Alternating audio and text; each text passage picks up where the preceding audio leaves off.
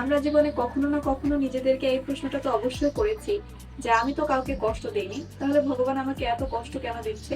তো চলুন আজ আমরা এই প্রশ্নটির উত্তর জানবো। বৃহদারণ্যক উপনিষদে বলা হয়েছে যথা কর্ম তথা ভবন্তি, অর্থাৎ যেমন কর্ম তেমন ফল। আপনি যেমন কর্ম করবেন তেমনই ফল আপনাকে পেতে হবে। পরীক্ষিত মহারাজ যখন জানতে পারে যে তিনি 7 দিন পর মারা যাবেন, তিনি কিন্তু এই প্রশ্ন করেননি যে কেন আমাকে এই অভিশাপ দেওয়া হচ্ছে। তিনি কিন্তু এর পরে তার কি কর্ম সেইটা নিয়ে তিনি চিন্তা করেছেন। তিনি 7 দিন 7 রাত গঙ্গার তীরে বসে সুখদেব গোস্বামীর মুখ থেকে ভগবানের কথামৃত শ্রবণ করেছেন। তিনি এই আক্ষেপ বা অনুশোচনা করেননি।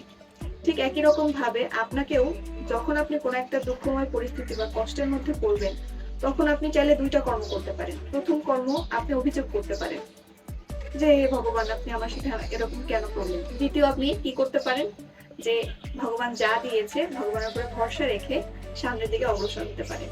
অভিযোগ করলে কি হবে? হৃদয় কঠোর হবে এবং আপনি কষ্ট পাবেন। কিন্তু যদি আপনি ভগবানের উপরে বিশ্বাস রাখেন এবং আপনি কর্মজীবনে সামনের দিকে অগ্রসর হন এই ভরসা রেখে যে গোবিন্দ যা করেছে আমার ভালোর জন্য করেছে, তাহলে কি হবে? আপনার হৃদয় নরম হবে, আনন্দ উৎফুল্ল হবে এবং আপনার সামনের যে জীবনটা সেটা আরো সুখময় হবে। তো এখন আপনাকে নির্ধারণ করতে হবে আপনি কোনটা করবেন। What looks like a curse may become a blessing tomorrow. The question is how will you respond to it? মানে হচ্ছে যখন কোনো অভিশাপ আমাকে দেওয়া হচ্ছে তখন সেই অভিশাপের মধ্যে একটি লুকায়িত আশীর্বাদ থাকে।